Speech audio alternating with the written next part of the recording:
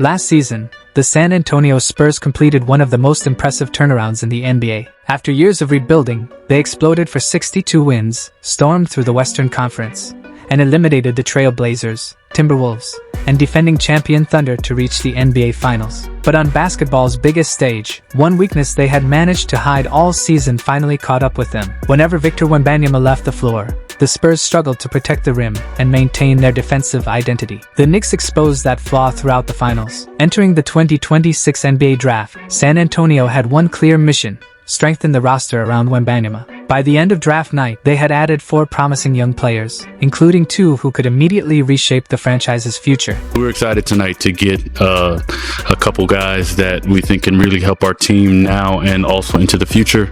As you can see, we had a type.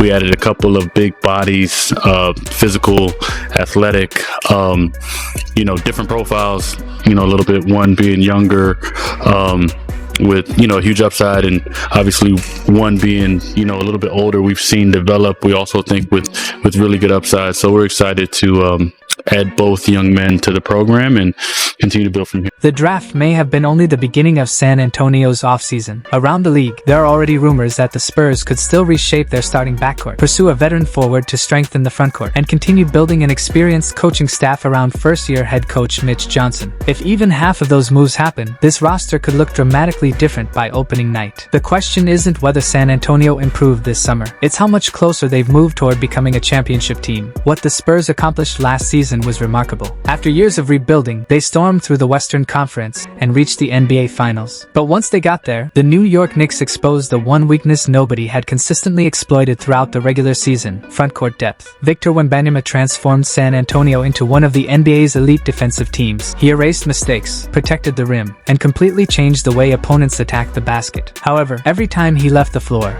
everything changed. The defense lost its identity, the paint became vulnerable, and New York repeatedly took advantage.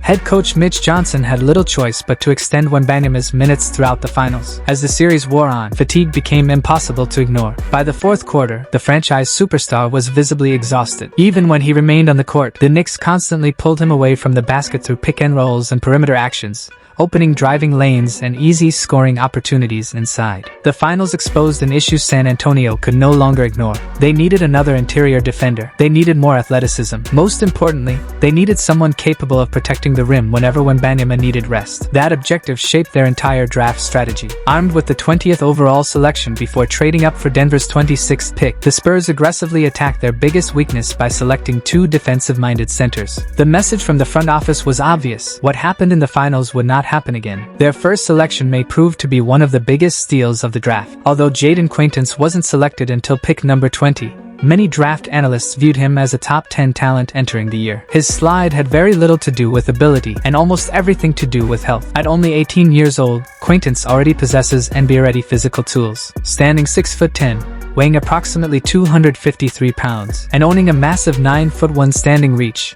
he has the size every franchise covets in a modern defensive big. What separates him, however, is his defensive production. As a freshman, Quaintance averaged 2.6 blocks and 1.1 steals per game while posting an extraordinary 9.8% block rate. For comparison, Victor Wembanyama finished last NBA season with a 9.4% block rate. That doesn't automatically mean Quaintance becomes another Wembanyama, but it demonstrates just how disruptive he already is around the basket. He moves remarkably well for his size, allowing him to switch onto guards, recover quickly in pick-and-roll coverage, and erase shots at the rim. Whether he's contesting drives, rotating as a help defender, or protecting the paint, his defensive instincts consistently stand out. That's exactly why San Antonio believed he fit perfectly alongside Wembanyama. Initially, Quaintance projects as a backup center capable of absorbing valuable defensive minutes whenever Wembanyama rests. Long-term, however, the Spurs may even experiment with pairing the two together against bigger opponents, creating one of the longest and most intimidating defensive frontcourts in basketball. Rebounding is another strength, already translating to the professional level. Quaintance averaged 3 offensive rebounds per game thanks to outstanding timing,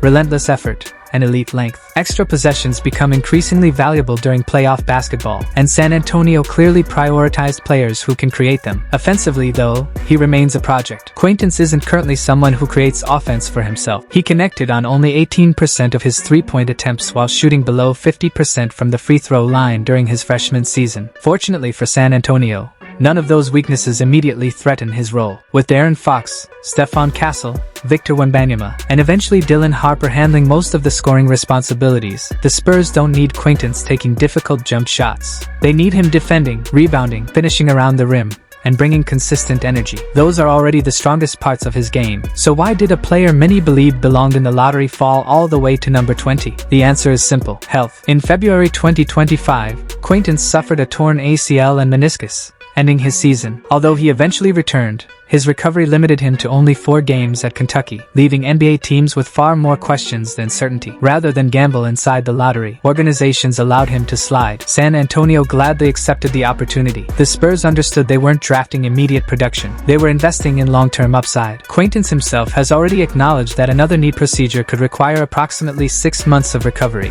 making it entirely possible he doesn't make his NBA debut until well into the 2026-27 season. That's exactly why San Antonio wasn't finished after selecting him. Knowing their first-round investment might not contribute immediately, the Spurs aggressively moved back into the first round to select Tarris Reed at number 26. Unlike Quaintance, Reed projects as someone capable of helping immediately. Standing 6'11", weighing 263 pounds, and owning an even larger 9'2" standing reach, Reed brings exactly the physical presence San Antonio lacked during the finals. While Quaintance represents future potential, Reed offers immediate size, toughness, and experience. His final season at UConn reinforced that belief. Playing a major role during the Huskies' run to the national championship game, Reed averaged 14.7 points, 9 rebounds, and 2 blocks per contest against elite competition. He consistently battled bigger opponents, protected the rim, and embraced the physical style required to win in March. Just as importantly, he comes from one of college basketball's most respected programs. Playing under Dan Hurley prepared Reed for professional expectations. The Spurs have previously found success drafting players from winning college cultures,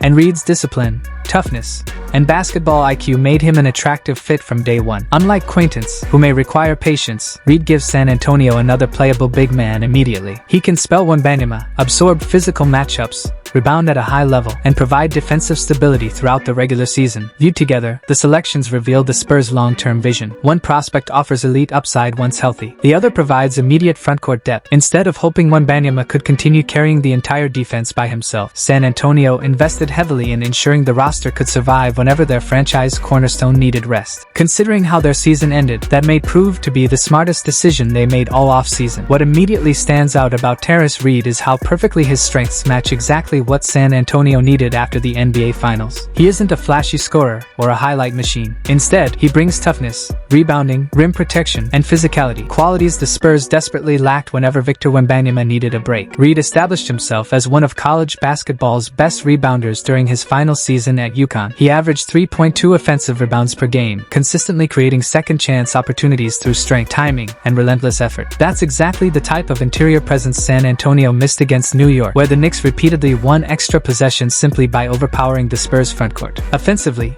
Reed embraces an old-school style that fits perfectly beside San Antonio's stars. He isn't spacing the floor or creating isolation plays. Instead, he thrives around the basket, finishing through contact, setting hard screens, and punishing defenders inside. Last season, he converted an outstanding 64% of his field goal attempts, proving he's incredibly efficient whenever he catches the ball near the rim. His biggest impact, however, comes on the defensive end. Reed averaged 2 blocked shots per game while holding opposing players to just 56.2% shooting around the basket. Those numbers illustrate exactly why San Antonio targeted him. He's comfortable protecting the paint, rotates well as a help defender, and possesses enough mobility to avoid becoming a liability against today's faster NBA offenses. That's what makes this selection so valuable. If Jaden Quaintance eventually develops into the long-term defensive anchor many scouts believe he can become, Reed still projects as an important rotation player capable of contributing meaningful minutes every night. If Quaintance's recovery takes longer than expected, Reed immediately becomes the reliable backup center San Antonio needs while continuing to address the exact weakness that cost them an NBA championship. Either way, the Spurs strengthened an already elite defensive foundation by adding even more size, rebounding, rim protection, and physicality in a single draft. But fixing the frontcourt was only half the story. The much more complicated conversation centers around De'Aaron Fox. Over the past several weeks, speculation about Fox's future has quietly become one of the biggest talking points surrounding San Antonio. Interestingly, those rumors have very little to do with his performance performance during the regular season. In his first full campaign with the Spurs, Fox largely delivered exactly what the organization expected. He stabilized the offense, created scoring opportunities late in games, and provided another proven shot creator alongside Victor Wembanyama as San Antonio earned the Western Conference's second seed. Everything changed during the playoffs. In Game 4 of the second-round series against Minnesota, Fox suffered an ankle injury that dramatically altered his postseason. Before getting hurt, he averaged nearly 19 points per game while consistently attacking defenses.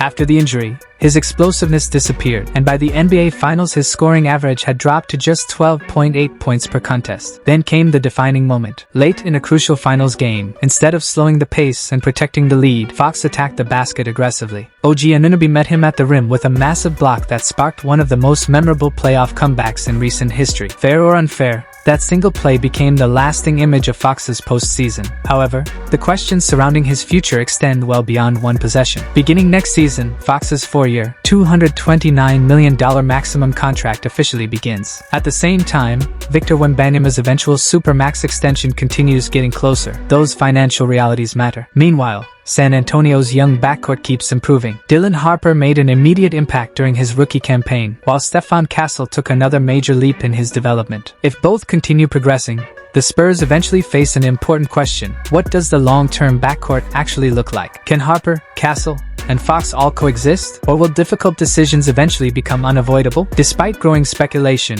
Spurs general manager Brian Wright made his position very clear after the season ended. Rather than criticizing Fox's playoff performance, Wright emphasized the ankle injury and praised the veteran guard for continuing to compete despite obvious physical limitations. According to Wright, the organization still has complete confidence in Fox as both a player and a leader. That's a significant statement. Still, it's difficult to ignore the reality that San Antonio's roster may eventually outgrow its current construction. If Harper develops into the primary playmaker many expect, and Castle continues evolving into an elite two-way guard, fitting three ball-dominant perimeter players into one lineup becomes increasingly challenging. At some point, someone could become expendable. For now, though, Fox still offers qualities the younger guards haven't consistently demonstrated. Neither Harper nor Castle has proven capable of running an NBA offense over an entire season. Fox remains the team's most experienced floor general, organizing possessions, calming teammates during difficult stretches, and creating quality shots when offensive sets begin breaking down. He's also the most accomplished perimeter shooter among the three, providing spacing that remains critical alongside Wembanyama. Those factors explain why San Antonio appears committed to keeping him, at least in the short term. Regardless of what ultimately happens with Fox, the larger takeaway is impossible to miss. Just 2 years ago, the Spurs were a rebuilding franchise focused entirely on collecting young talent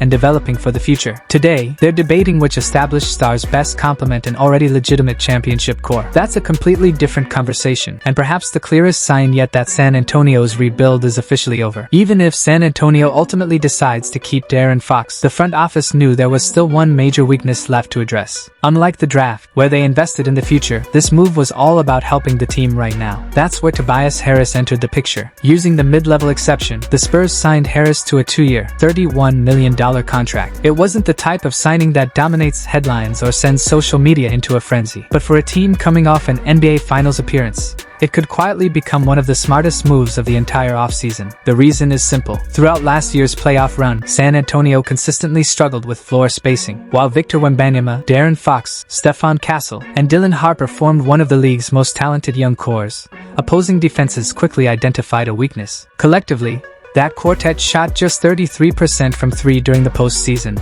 allowing defenses to crowd the paint and dare the Spurs to beat them from the perimeter. The finals exposed that issue more than ever. New York repeatedly packed the lane, making life difficult for Wembanyama around the basket and forcing San Antonio's young guards into contested jump shots. The Spurs needed someone who could stretch the floor while also providing another reliable scoring option whenever defenses focused entirely on their stars. Tobias Harris checks every one of those boxes. Standing 6'8" and weighing approximately 225 pounds, Harris remains one of the NBA's most dependable veteran forwards. Last season he connected on nearly 37% of his three-point attempts, forcing opposing big men to leave the paint and defend him on the perimeter. That single adjustment creates valuable driving lanes for Fox, Castle, and Harper while giving Wembanyama significantly more room to operate inside. But Harris brings much more than outside shooting. Unlike many stretch forwards, he's capable of creating offense on his own. He can score at all three levels, finish through contact at the rim, knock down mid-range jumpers, attack mismatches in isolation, and punish smaller defenders in the post. Those skills become especially valuable during the playoffs, where half-court offense often determines entire series. San Antonio doesn't need Harris to become their primary scorer. They simply need another veteran capable of generating quality offense whenever defenses overload toward Wembanyama or Fox. His recent playoff production suggests he can still provide exactly that. Playing for Detroit, Harris averaged 18.1 points and 7.2 rebounds during the postseason, proving he remains productive when the games matter most. While younger players often struggle under playoff pressure, Harris has spent nearly 15 seasons navigating those exact situations. That experience may ultimately become his greatest value. By the time next season begins, Harris will be 34 years old with countless playoff games already behind him. He's played alongside All-Stars, experienced deep postseason runs, and understands exactly what's required to compete at the highest level. Former coach J.B. Bickerstaff once described Harris as a safety blanket because teammates consistently relied on his calm leadership during difficult moments. Detroit's dramatic improvement over the past 2 seasons reflected that influence. The Pistons transformed from a 14-win team into a legitimate 60-win contender, and Harris played a major role in stabilizing one of the league's youngest locker rooms. That's exactly what San Antonio hopes to provide. With Wembanyama, Castle, Harper, and several other young contributors still developing, adding a respected veteran who has experienced nearly every situation imaginable could prove invaluable. He also helps solve another practical problem. Although never known as an elite rebounder, Harris consistently grabs around 5 rebounds per game while adding much-needed physicality to the frontcourt. Every rebound he secures is one Wembanyama doesn't have to fight for, reducing some of the physical burden placed on the franchise centerpiece over an 82-game season. The structure of his contract also reveals San Antonio's long-term thinking. Rather than committing major money over 4 or 5 seasons, the Spurs deliberately limited the deal to just 2 years. That keeps their financial flexibility intact as Stephon Castle approaches his own extension and eventually allows the organization to prepare for Victor Wembanyama's future Supermax contract. In other words, Harris isn't blocking the future. He's bridging the gap between today's contender and tomorrow's championship window. At roughly $15 million annually, the contract represents solid value for a proven veteran who still fills multiple needs. Of course, no signing comes without risk. At 34, Harris isn't the same athlete he was earlier in his career. Quicker forwards can create separation against him defensively, making him more of a solid positional defender than an impact stopper. There's also concerns surrounding his shooting consistency. While Harris knocked down nearly 37% of his three-pointers during the regular season, that number dropped to just 30% throughout the playoffs. If those struggles continue, the spacing San Antonio desperately needs could disappear at the worst possible time. Another challenge involves the crowded forward rotation. Between Harris, Julian Champagny, Keldon Johnson, Harrison Barnes, and Carter Bryant, Mitch Johnson suddenly has plenty of options but limited minutes. Harris hasn't accepted a bench role since the 2016-17 season, meaning balancing rotations and maintaining chemistry could become one of Johnson's toughest coaching decisions. Still, that's a problem most contenders would gladly accept. The Spurs weren't searching for another superstar. They were searching for the right complementary veteran. A proven stretch forward with playoff experience, leadership qualities, and offensive versatility was exactly what this roster needed. And Harris wasn't the final addition. Shortly afterward,